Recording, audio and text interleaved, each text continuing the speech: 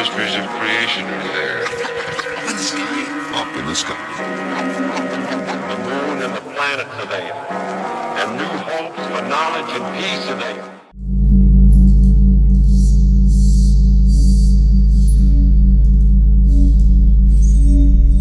Hello, group, and welcome back to James Moran. Is that correct how I say your last name, James? Absolutely.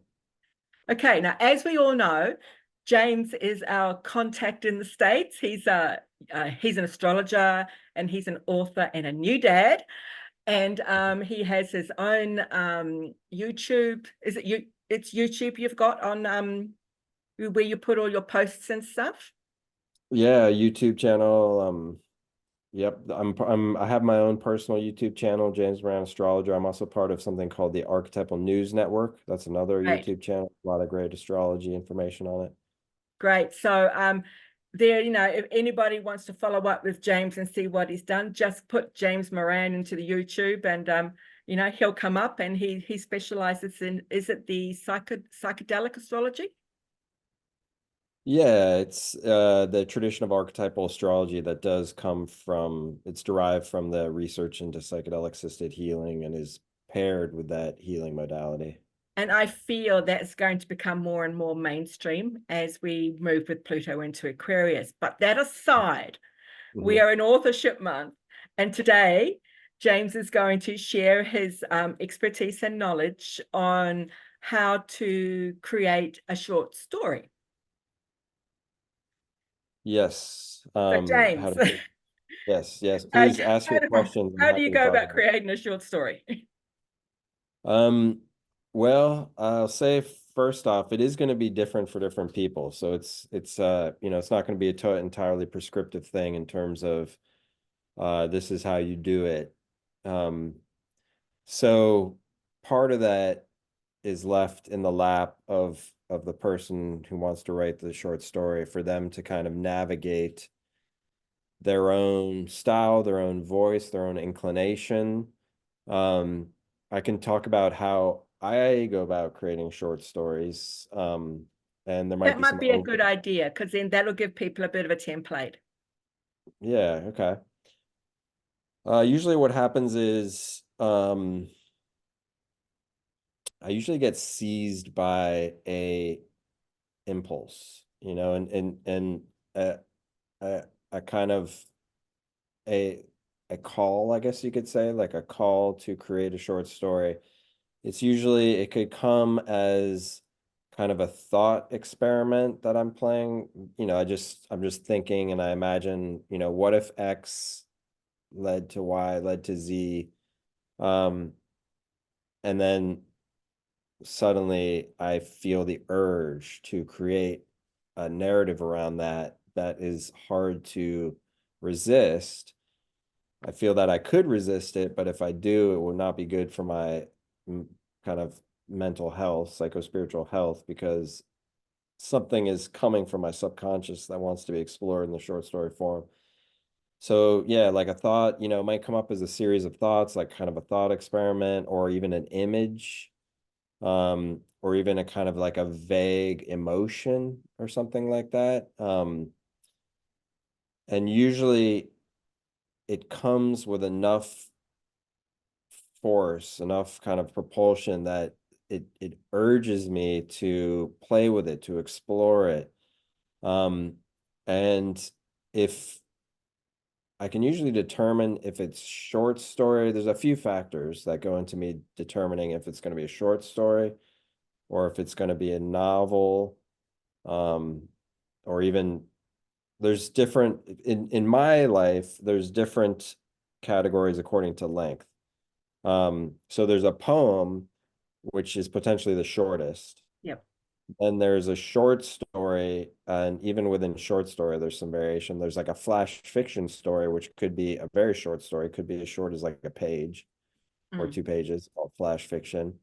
Or a short story could be, 20 pages or even 40 pages or something like that. And then there's plays. I also write plays, and those are usually longer, maybe 60, 70 pages or longer. And then there's like a novella or a novel, which is going to be longer than that. And so I kind of assess like this feeling I have, this feeling that I want to explore this topic, theme, emotion, whatever it is, or even character or something, is what's the feeling? I guess I assess it from a couple angles. One is like, what's the feeling? Does it feel like I'm gonna need, how much length does it feel like I'm gonna need to explore that theme? And then my other angle is, what's my logistical uh shape of life right now? What are the demands of my life right now? What are the demands of my time? What's the shape of my schedule? So what can I realistically pull off? Like I might get an idea that goes bigger than a short story, like a novel or something, but I just don't have the logistical bandwidth to wrestle with that. So I decide to pare it down into something shorter, like a play or a short story. Or it might just come to me as a little short story. And then I'm like, even then, how much time do I have? I might have a very busy week, and I might say, okay, am I going to do flash fiction? Is it just going to be a one-page story? Am I going to try to elaborate on it and spend more time on it, which means that I'm going to need more space in my schedule and make it like, like maybe 6,000 words or something like that. Flash fiction stories oftentimes under 1,000 words and sometimes well under 1,000 words. So those are the first things that happen. And then once I've determined, once I've got just kind of a general loose grasp on all that, because it can always change, I sit down, I try to find time and space. I sit down to write. For me, the mornings tend to be good time. The earlier, the better. My mind's more fresh. It's less cluttered by the sundry demands of the day. And I just start writing. And for me personally, what I do is I don't put too much pressure on myself to get it right or to execute something that I put any expectations on myself around at all whatsoever, because I know I can always change it later. Um, I know I can always improve it later. I know I can always rework it, revise it, refine it. I can totally reconstruct it, whatever needs to happen, I can do that over time. So I don't put any restraints on myself. So I just sit down, just see what happens, see what happens. And that's kind of the fun part, without restraints and restrictions, you can just kind of see, what is this theme? What is it? What's shaping up in my mind? What's the plot? What are the elements of the story? What are the characters? What's the world? So that's the beginning. That's kind of like, you could say, like the initiation of creating a short story for me. Um, and I can talk a bit further about further stages if you like. So let's just recap on that for a minute. So the way it works for you personally, and it's different for every person, you get like a calling, something, a vision or a word or something you see or an experience or a feeling or a photo or a picture ignites your imagination to write a short story. Yes. And a short story can be 20 pages to 40 pages. When you say pages, is that A4 or A5? A4, A5, what is that referring to? Is that like the A4 size is full scap and A5 is half of that. of, like Like yeah, if you were doing it eight to by set 11. it out for a book, for example. I don't know. Maybe I should know, but I Most don't know. books I are mean, most books are A5. okay. I actually, I write in Word, and the pages, it's an 8.5 by 11 template. So I write. Actually, I usually write first drafts by hand, and I tend to write in notebooks, various sizes and I shapes do of that. notebooks. I do that. Um, Yep. yeah. So I just kind of, There's just that connection with the brain and your hand. It just yeah. seems to flow a lot more easier.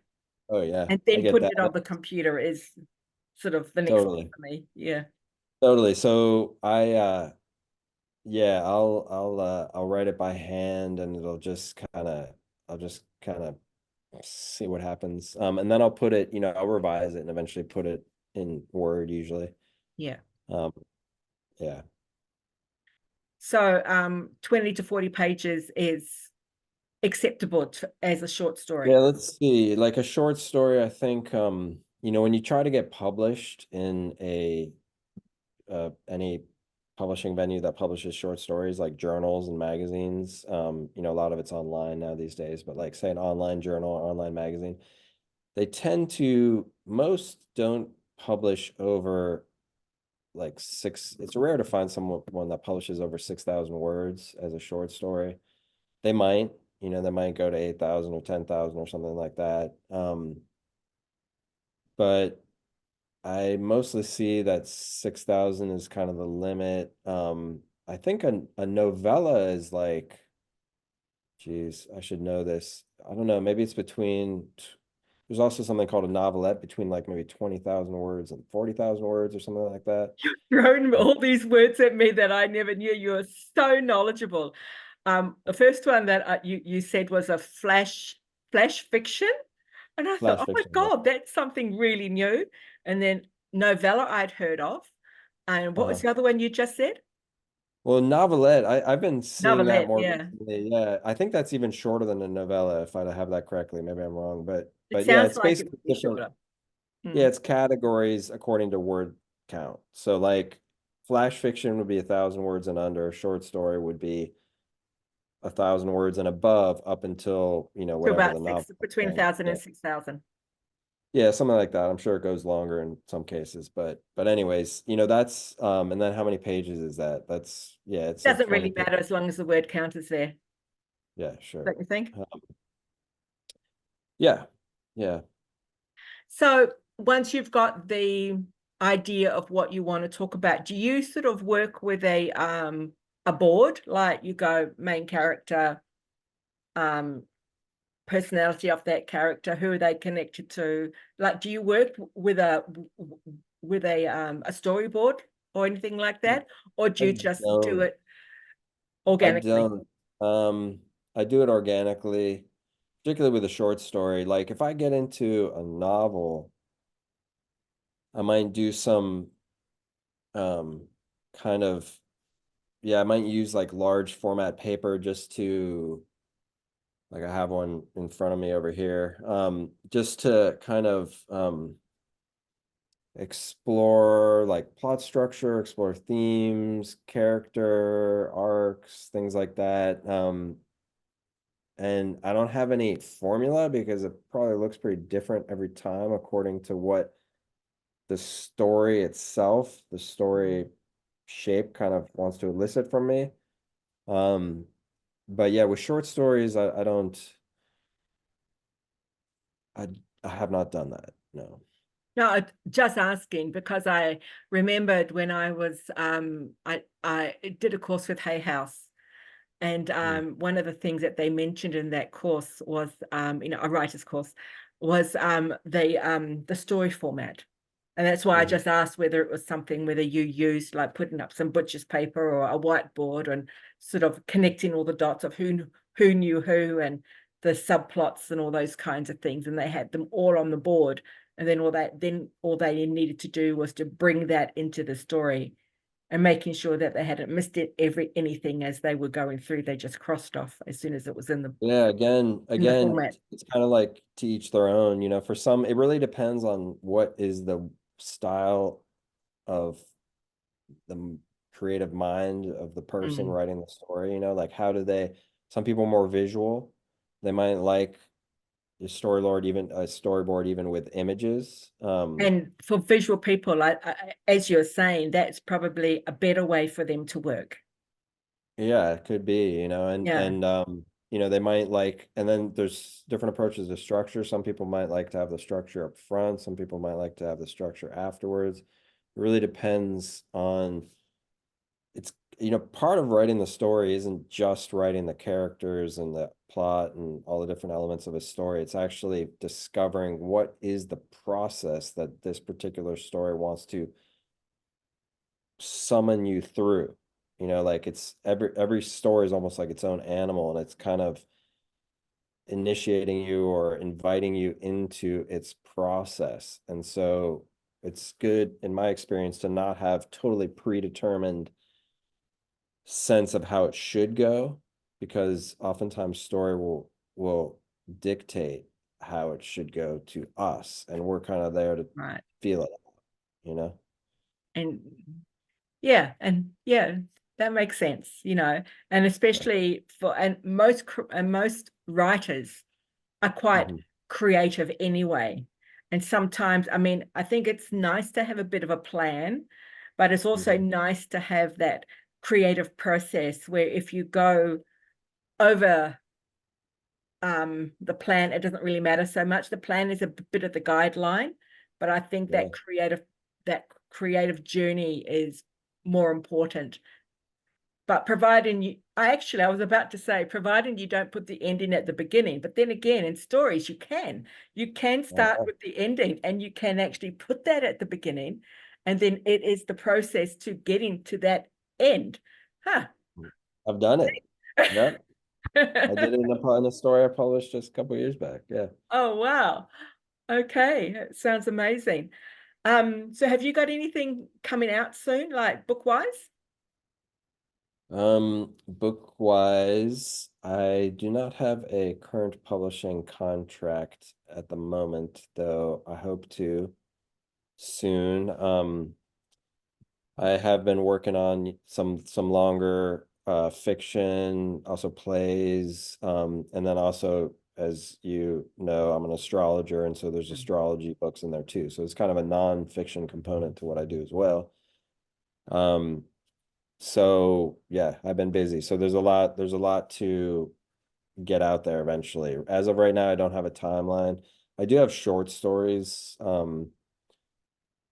I have one coming out this month, one coming out next month. I have actually articles. I have an article in the Mountain Astrologer coming out in, is it April, I think. And then another astrology article that is possibly will come out in the Archive Journal. So yeah, so shorter pieces. I definitely have. I think I just had a short story published just in the past couple weeks. It's enough now with the short works that it's hard for me to keep track actually of I all think the you'll different find you'll probably be adding children's books to your list. ones. That's cool. Yeah, I've written children's stories here and there throughout my career, like short stories that are geared towards kids. I have a sister who's 16 years younger than me, so when I was in my 20s, she was a child, and so yeah, it was great fun. I wrote a lot of kind of stories geared for children. It's great. And that there again is a different format or a different formula, because the audience that you're gearing to is very different, and how they would bring it in is again different from adults. So, Very that's a different. whole new thing on its own. Yep, exactly. Now, James, I'm aware that you do have another conference call. I didn't get the time frame on that, but I'm hoping that we haven't gone over time. So I would like to also close it down, unless you've got something else you'd like to share, because I do know that you have another conference call coming up. Yeah, thanks. We're fine. We can go for a We few good? more minutes. Okay. So wow. So it's so just as a matter of interest, Yeah, and I know this is not astrology month, but yeah, in your chart, yeah. what is what's the signatures you have in your chart to be a writer? Good question. I have a trine that is almost exact between Mercury and Jupiter. Oh, wow. So Mercury has to do with communication, and Jupiter has to do with kind of expansivity of both expanding whatever archetype it's with, like expanding the horizon of it. So expanding the communicative faculties. It also has to do with publishing, because publishing is a way of Jupiter. expanding our message out there to the world, and Mercury is associated with one's message. I think it also can Jupiter tends to kind of draw in a bunch of disparate things and make them harmonized into a whole. And I think that can help with kind of plot creation, and it gives kind of a boisterous uh quest quality to things, kind of like a uplifting energy there. Otherwise, I have I mean, I would say I'd say anybody can be a writer, not that you have to have any of No, these no, I tend to agree with yeah, you, but yeah, I do yeah. notice that Really, it's yeah. more prolific with when people have certain type of signatures in their chart. Yeah.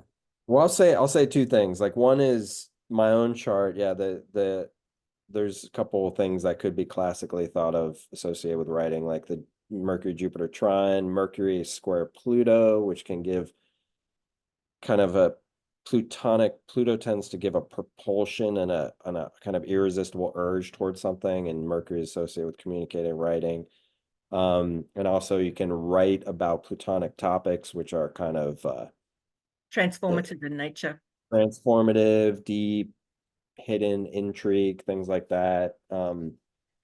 And I have Mercury, I have Saturn and Leo in the third house. So the third house is the house associated with writing, kind of communicating ideas. And then Saturn is kind of one's work. And Leo is kind of a bit of a flashy, showy sign there. I also have the ninth house associated with publishing, and that's Aquarius is there for me, which kind of fits for publishing articles about astrology and just publishing in general. Exactly. Kind of avant-garde or alternative type themed written pieces. So yeah, and then other than that, I'll say also in regards to the birth chart, when someone sits down to write, if somebody happens to be interested in astrology as well, it can be a great pairing, because astrology adds an extra note of fun to the art of writing, because when you write like fiction, for instance, or poetry or something creative, oftentimes, say you write short stories or you write novels, those short stories and those novels are going to have themes in them. They're going to have themes, like what are the tensions that are propelling the characters and the plot? What are the tensions that are seeking to be resolved in the elements of the story? What are the tensions that the story's wrestling with? And, creative people oftentimes try to reconcile their own internal tensions through the creations they create.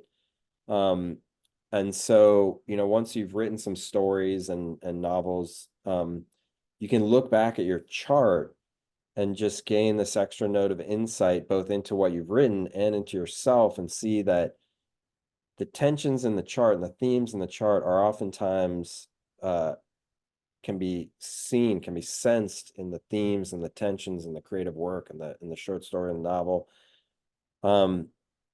And it's just so fascinating. It's so fascinating. It gives such insight into oneself, gives insight into one's creative process. It gives added extra layer of texture, of appreciation I tend to to the agree with that, story.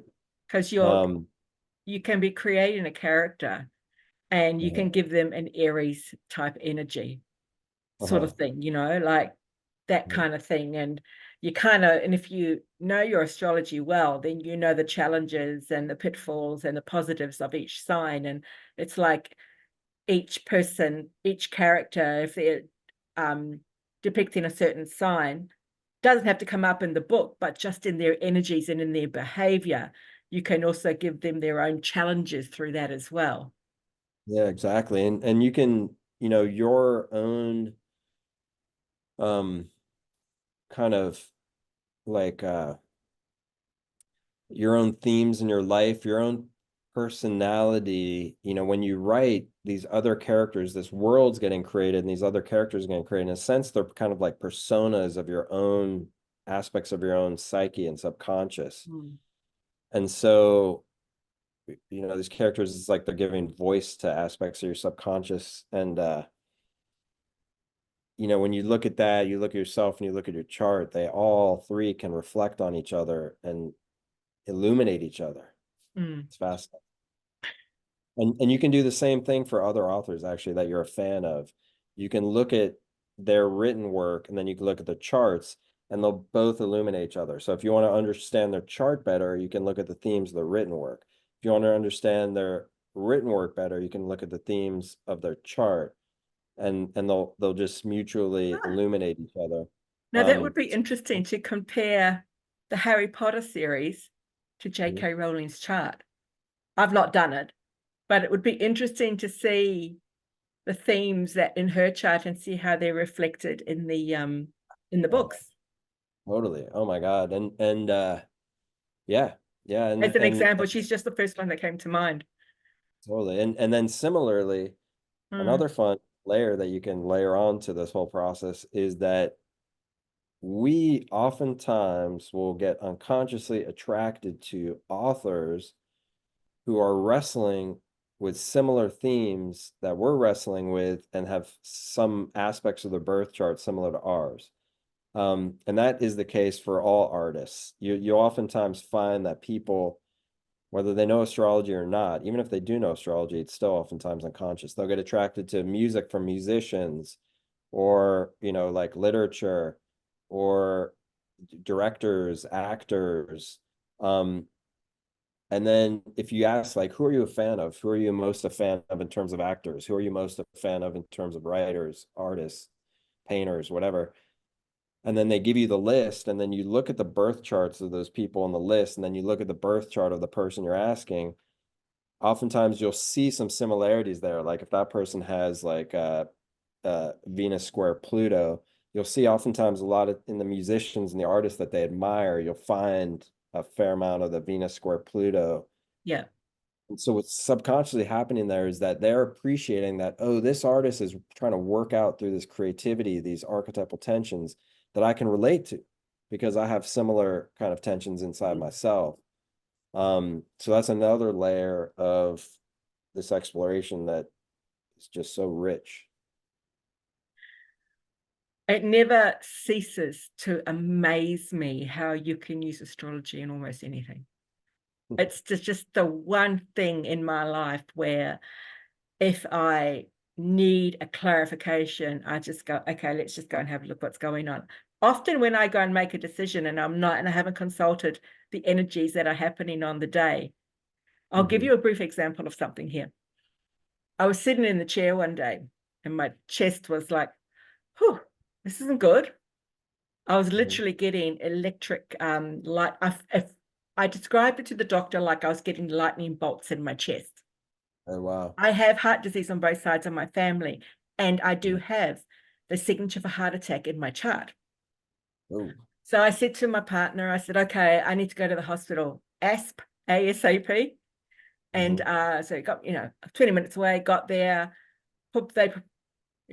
Anybody who's coming in with chest pain, they get seen straight away instead of having to wait. Got in, doctor did an ECG, troponins, everything came back all normal. And he said, we would still like to keep you for 24 hours just for observation because you've had the chest pain. Well, I looked at him and I said, I hear that, but number one, at the time I was still nursing, I said, I'm actually a nurse of this hospital. I'm an ICU nurse. I said, we don't live that far away, and looking at all the people in the waiting room, you don't have enough beds. So how about I go home, and if I'm needed to come back, I'll come back. And I said, you can trust me on that because I'm really in tune to my body. He said, okay. So he let me go. And then I went, okay, I'm going to have a look at my chart. And you'll never guess what planet was doing its thing. What was it? Uranus. Oh, really? Yep, it was doing its thing to my physical sun. So there was an aspect going on. It was a few years ago. So whatever the aspect was, I can't remember, but it wasn't. And so I just went, oh my God, Uranus. So all I needed, being a medical, doing, I hadn't written my, I hadn't finished my books at that point either.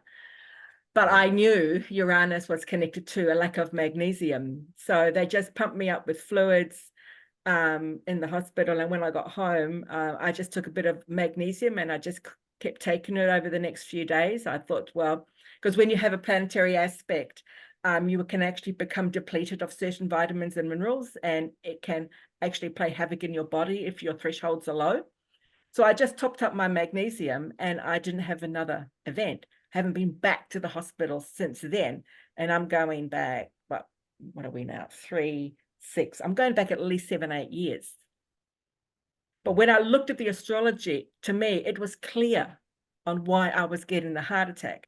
But actually, it wasn't a heart attack. It was just pain. It was just pain, and because of my genetics, it's something I don't ignore. And I would advocate that you never ignore any kind of pain you get in your chest.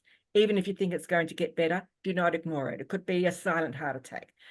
So that was all good. And then, of course, I started being a little bit more conscious about my health and da-da-da. And I went down this whole new journey. And I see a natural doctor. And a couple of years ago, he said to me, oh, your heart assessment, and we know that you've got it in your family. He said to me, you have a 2% chance of having a heart attack. Okay. So that was a bit like, because the nature of Uranus, it kind of wakes you up. Right. So it was like it was waking me up in my body. And then I decided, right, I need to make some changes here, because if I'm getting this, then, sure, it was an astrological trigger, but it would not have triggered if something wasn't there for it to trigger. You hear what I'm saying? Yep. Yeah. Yep. So it kind of put me on a bit of a journey to be a little bit more health conscious where my heart was concerned. And, it was I think it was about 7 years ago. So that's a Saturn cycle. So now it's like, I feel like I'm in my 40s. I'm riding around like anything, and sometimes you need that little bit of something to wake you up. And of course, as we know, that's what the planet Uranus does. Yes. Great awakener. It's the great awakener, yeah. So whether it be a physical awakening or whether it be a psychological awakening or a spiritual awakening, it is an awakening, nevertheless. Yep. Yep. And if you don't, what's the word I want? If you don't listen to that awakening, then it becomes a breakdown. Yep. Yep. Yeah. Yeah. And there's, I guess that brings in terms of the short story, yet another aspect of how astrology can illuminate the process of writing a short story is that there's also your transits. Yeah.